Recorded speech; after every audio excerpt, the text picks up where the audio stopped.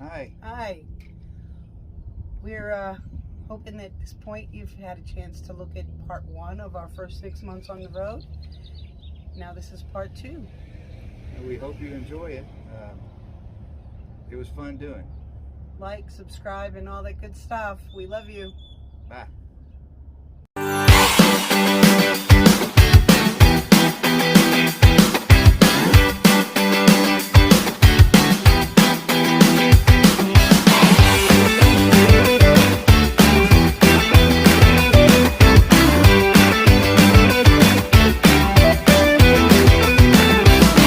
January 3rd. Yes. We headed this way. I had to start work on the 24th, I believe it was, or 25th, somewhere the last week of January. And here, and this is the resort we're staying at is called Cal Am. Canyon Vistas. Canyon Vistas. We'll talk a little bit more about that in a few minutes. But on the way here, we did a lot of Walmart stops overnight. We were heading through the Panhandle of Texas, I believe. Oh, you skipped my whole thing. Oh yeah, we'll go about ahead. the cheesy cheesy stuff we did. When Stuff right here. When I set up the trip to head down, I realized that we were going to be in, around, and near Route 66 quite a bit. So I wanted to hit some of the more cheesy, touristy kind of things and do some stuff. We stopped at the Gateway Arch. I had a lunch break where we ran to the arch in the wind and took a picture and then headed back. We stopped at Cadillac Ranch. We stopped in Uranus, Missouri, home of the tightly packed fudge. It was crazy. Did that. We stopped by the Second Amendment Cowboy, but that brought us into Amarillo. So that was our next actual good sit-still stop, was in Amarillo. Right. And I had made reservations at Paladuro Canyon State Park in Texas. Yep, and we got there late. We had several days that our travel was over. We are trying to not drive too much at night. We like to stop, and but we got there late that night. And of course, you're going somewhere new, especially going there new and being new at doing this. We tow our little car on a dolly behind the RV that also has our bikes and our kayaks on it. And we're pulling in the park. I unhooked the car so Kathy can go in front of me because I'm not going to be able to see where we're supposed to pull in. So we're starting down the hill, and I have to stop about halfway down this hill. And when I say a hill, we're going down into a canyon, which we found out later is the second largest canyon in the United States, which we did not know. And so we're starting down the hill, and it's dark, and I'm seeing sparks in the back of the RV in the camera, and I'm going, what the heck is that? And I stop and go back there, and the front mount on the overhead carrier that has the kayaks and bikes on it had broken loose and was dragging the ground. So the kayaks and the bikes were nose down and sparks were flying. Hanging on by literally a thread. So anyway, to shorten it up a little bit, we ended up, a guy behind me stopped, helped me get it back up there where I could strap it on to get to the bottom of the canyon. Unnamed Good Samaritan. Unnamed Good Samaritan. So we got there and it was late, so we parked, we pulled in, we opened up the slides, we hooked up, and we went to bed. All the while, Mike's stressing over tomorrow, Saturday. We're going to need a welder. It's going to cost us an arm and a leg. Right. Are we even going to be able to get one? We've only got 2 days here. We're supposed to leave on Monday, so, etc. Yeah, and she's right. I was stressing about it. We found a guy. I made a couple phone calls on Saturday morning, not really expecting to get an answer back till Monday.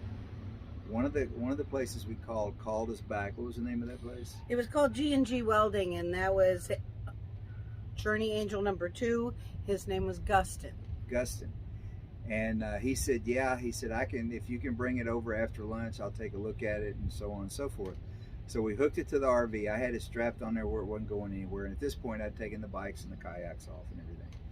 And so I take it over there. I actually even I broke a couple of welds on the back so that the whole unit could sit down, could lay down on the dolly, and I strapped it on the dolly. And if I can find it, I'll show a picture of that. But so we took it over to Guston's. He looked at it.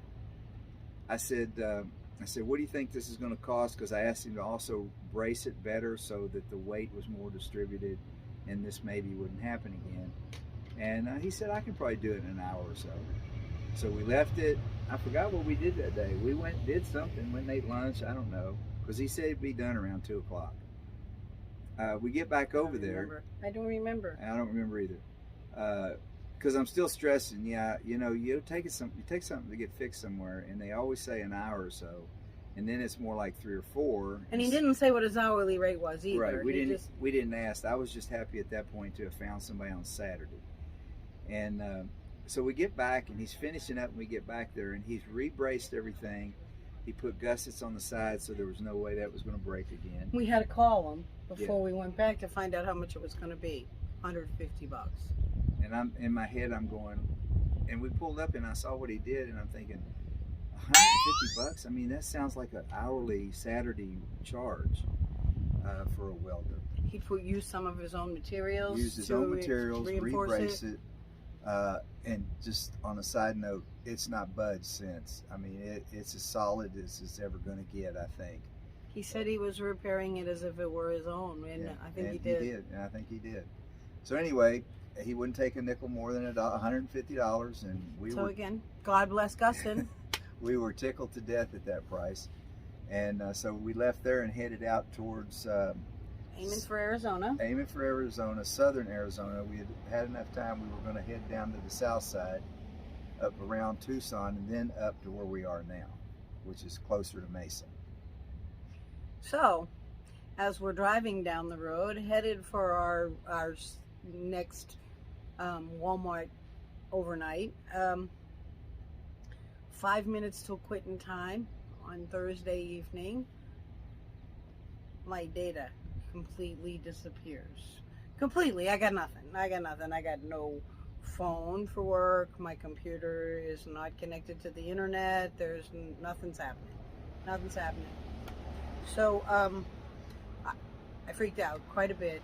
Long story short, when we did pull over so that I could continue my long drawn out conversations with AT&T, I realized that the spot that we were staying in was called Truth or Consequences, New Mexico. I thought that was kind of funny. I just thought I'd throw it in. But yeah, so we found that ultimately it was determined that instead of a 4G, 3G cellular data device, Nighthawk, what we needed to do the job in this part of the country was a 5G, 4G, because newer towers were in existence here, and they didn't build them with any 3G capability. So even though I was popping between 3 and 4 and not having any troubles, and yeah, they'll still grab 5, but 3 and 4 is what it was made for, that wouldn't suffice. So yeah, we found out it defaults to 3. Even if it didn't, it needed the upgrade, and so we got the upgrade, but we couldn't actually get that completed until we were in Tucson. So that Benson, actually. Well, that takes us to the next stop, which was to be Tucson, and we pulled into a Walmart there. Still, all the while trying to get this data thing fixed, and we pulled into the Walmart where we had planned to spend the night. Big red signs everywhere, no overnight parking. Uh-oh. Yeah, we thought that was kind of, it wasn't completely unexpected, because we knew that was happening in a lot of Walmarts, but we had double checked, and this one was supposedly you could park there, but the sign said you couldn't. So here we were. We were actually in the town of Benson. It was late in the afternoon. Late in the afternoon. So I'm frantic on my phone trying to figure out where we're going to go. And as it turns out, I'm looking on Campendium for some place where we can overnight. It pulls up an Escapees co-op that is right in the town of Benson. And Escapees is a travel club that we belong to, that we get our mail forwarding services through. That's how we domicile in Florida and so forth. And as Escapees members, it said right there where I was looking that we could get some sort of major discount. I wasn't sure what it was, so I called them to see if they had any space. They not only had space, but we got in. We had a beautiful level concrete site with a beautiful view in a gorgeous community park on the side of a hill, for under $100 for an entire week. So, yeah, that was unexpected. Needless to say, another really nice blessing that occurred at that point, and we had home base for the things that we wanted to do while we were in the Tucson area. Right. Yeah, while we were in Tucson, of course, the first thing was to make sure that her phone and work system was all straightened out. We wasn't going to have to worry about it, which we did. And I got to do some hiking. There was a lot of good hiking spots around there. We went to my dad. I was born at Davis-Monthan Air Force Base in Tucson along with my sister, Jackie. And so I wanted to visit there. We got to do that. Hospital was gone. Hospital was gone, but the base is still there, and we got to see a lot of the old planes. They have a huge Air Base museum there, which we spent a lot of time at. So we got to see that. Where the famous boneyard is, yeah, where all the Air old Force planes go to boneyard. die. Thousands of planes, thousands and thousands of them. I look at them and go, how much money is all that? We also got to do something else, which, you can call it touristy or not, but I wanted to go to, and that was Tombstone. It was real close to Benson. If you watched any of the movies or read any of the stories, Benson's always mentioned in the Tombstone stories. That's where they go, or Bixby. But so anyway, we got to go to Tombstone. Yes, it was cheesy, but yes, we had a blast. It was fun. It was fun. We went to Big Nose Kate's Bar and Grill Saloon, which is an original building, but it was called something else back then, and it escapes me what it was used for back then. But we got to do a lot of the touristy stuff and take some pictures, and had the stagecoach thing going up and down the road, and it was very interesting to me, because that's one of my favorite movies is the Tombstone movie that Val Kilmer's in. I think he's the greatest Doc Holliday of all time. He makes me laugh. And so anyway, we enjoyed that, and several other things there. We got to do a lot of relaxing before we had to leave. We went to the Saguaro National Forest, which is pretty wild. Saguaro is the cactus that is the I'm not even sure, it might be the state tree of Arizona, but it's definitely symbolic of Arizona in the Southwest. The big fat one with the couple of prongs off the side of it. 20-30 foot long or tall. It was a forest of these. It was amazing. We'll see if we can put a picture of that on here too. But great yeah, place to that was a visit. great day trip too. Yeah. So yeah, we did a lot of cool stuff there. Yep. And when we got to the end of our time in Benson, we headed up this way. I think. Did we stop before we? No, we came straight here, didn't we? Straight to. No, because of the timing, we did have to do an overnight in a Walmart, but Benson is only less than 2 hours from here. So we had to do an overnight because our time was up at the Escapees Co-op, and we weren't due here until the next morning. So we did an overnight at Walmart on the way up at Santan Valley, where we had some great tacos, by the way. Oh yeah, we did. And but anyway, we got up here on the day before, or the 3 days before I was supposed to work. We got here on a Saturday. And Saturday the Monday. 21st, and you had to go to work on Monday the 23rd. Yeah. And so this was this first work camping job for me, and we won't get into details. This is, first of all, Cal-Am Resorts is a beautiful place, and they have every amenity you could possibly think of. Several And pools. some you wouldn't think of. Yeah, some you wouldn't think of. They have, several pools and all that stuff, and I was supposed to work at the Cactus Grill, which was by the main pool, and it's where all the concerts are, and they do have concerts. Next year, one of the big ones, well, this year it was, what's her name? The Little Ventriloquist? Of course you're asking me. Yeah. Anyway, the little girl Lacey. that won. Lacey? Oh, heck. We'll put it in the comments. Anyway, they have some pretty big name stuff, and they've got a band 4 nights a week. So this is like party central for a lot of the snowbirds, and they do it up right. Next year, Foxworthy's going to be here. Next year, Foxworthy's going to be here. So they don't. I mean, you. There's probably nothing you could do. Darcy Lynn. Darcy Lynn, yeah. There's probably nothing you'd want to do that you can't do here or in the surrounding area. For me, it was hiking. I've done, I don't know, 15 better hikes, and but we've learned something to this 5 or 6 month period. Of everything we've done so far as where we're staying, so far state parks are our favorite. State parks are beautiful. Yeah, in the 2 states that we've stayed in state parks at, they are meticulously maintained, and the staff that's there, although 95% volunteer, are there to make sure that you are satisfied with everything you see. Yeah. That the facilities are clean, well kept. In fact, when we were pulling out of Palo Duro, one of the boards that we used for a ramp for the dolly kind of fell off as we were driving up out. Somebody had picked it up, one of the workers, and they got on the radio and said, "Hey, we're looking for this board." They went back and they looked for it. They can't find it. Somebody jumped on the radio. "Oh yeah, I found it. I'll bring it right up." They no stone unturned in these places, so it's pretty cool. You know, that's one thing we have learned. This, like I say, this is a really nice place. I'm not going to get into details of some of the reasons that this is not our cup of tea, but one of them is there's too many people. It's too noisy. There's It's more getting going kind on of than we quiet want. now, but most of the people are gone. They all left.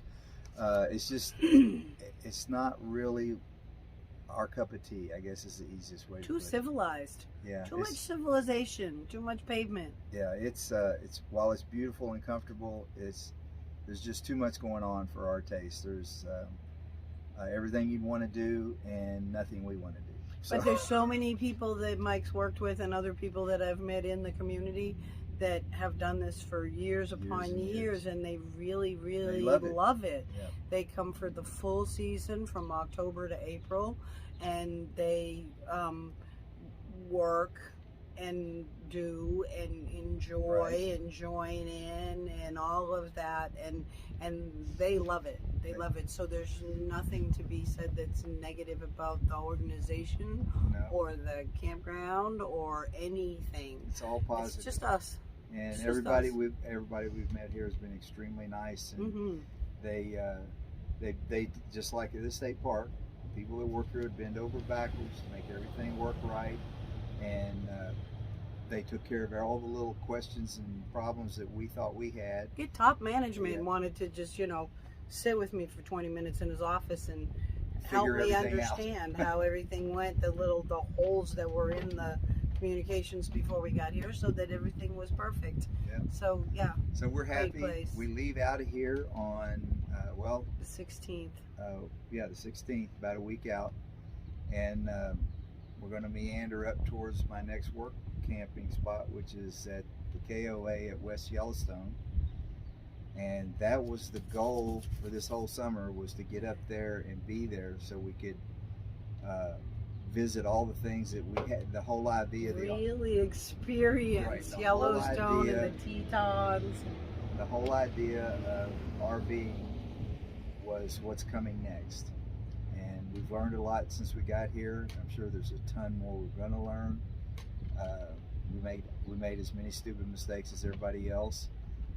We did watch a lot of YouTube, which saved us some stuff, but stuff that happened to us is different than stuff that happens to other people sometimes. So, but we're looking forward to that because we're going to be there for 5 months, staying there till the end of September, the full season.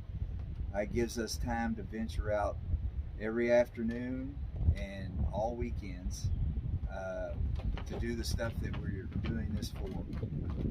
One of the places on the way up that we're stopping is for my wife, for her moose viewing at a place in the Tetons called Grovine Campground. It's supposed to be one of the best places to daily watch the moose come walking right through the campground. Over to the Grovine River to get water in the morning is what they say they do. And I checked the seasonality of that, and we can be there right when it's the best chance. I'm so excited. And yes, I know You don't have to bother telling me. I'm aware. Stay a safe distance from the moose. They are a wild animal. I get it. I just can't wait. So anyway, I guess that's going to be the end of this. I hope we didn't work too winded for you. We're going to probably stop this, I guess, and we're going to update you after we get up to Yellowstone and what's going on up there. Yeah, so hit the notification bell so you'll know when Mike puts out a new video. If you haven't subscribed, subscribe. And like us, that helps. I mean, I don't know what it helps. We'll never know that many people. We don't know what that means, but everybody says it, so we're saying it. But we enjoy talking to everybody and hope you get a little bit out of this. Look forward to some updates after we get up into the Rockies. That's correct. So anyway, I hope we are touch base with you in a couple of weeks or so. And until then, bye. You gonna say goodbye? Bye, everyone. We'll see you Thanks soon. for watching. We'll see you soon. Thanks.